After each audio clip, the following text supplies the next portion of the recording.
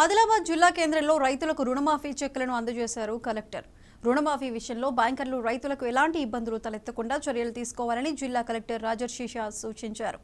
రైతు రుణమాఫీ రెండో విడత నిధుల విడుదల కార్యక్రమాన్ని మంగళవారం ఆదిలాబాద్ కలెక్టరేట్ సమావేశ మందిరంలో ప్రారంభించారు. వీడియో కాన్ఫరెన్స్ ద్వారా సీఎం రేవంత్ రెడ్డి కార్యక్రమాన్ని రైతులతో కలిసి జిల్లా కలెక్టర్ వీక్షించారు. అనంతరం రైతులకు రెండో విడత రుణమాఫీ చెక్కులను అందజేశారు.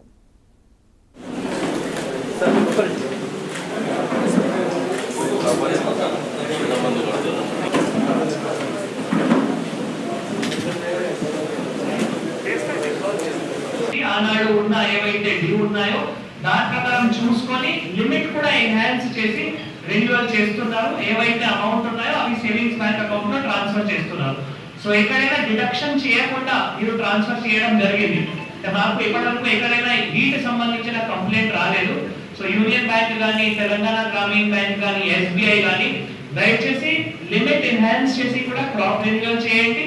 ఇది చాలా మంచి ఎక్సర్సైజ్. సరే, ఏమైనా ఒక రైతులకి అసలు ఇంట్రెస్ట్ లేదు, నేను లోన్ అకౌంట్ క్లోజ్ చేస్తాము అంటే ఆయన ఇంట్రెస్ట్, కానీ మేజర్ గా అంటే మనం క్రాప్ రెన్యువల్ చేయాలి. సో అది మేజర్ గా మళ్ళీ రైతులకి అడ్వాంటేజ్ ఉంటాయి, మీకు కూడా అడ్వాంటేజ్ ఉంటాయి. ఎక్కడైనా కట్ చేయకుండా, అసలు కట్ ఎక్కడైనా చేయకూడదు, వేరే ఏమైనా అకౌంట్ లో అడ్జస్ట్ చేయకూడదు. అది మీరు ఇంతకు ముందు కూడా ఫస్ట్ ఫేజ్ లో అదే విధంగా చేశారు. ఇప్పుడు ఫస్ట్ ఫేజ్ ఏవైతే బ్యాలెన్స్ ఉన్నాయో, సెకండ్ ఫేజ్ కూడా ఏవైతే ఉన్నాయో దయచేసి మీ కంట్రోలర్స్ కూడా ఉన్నారు.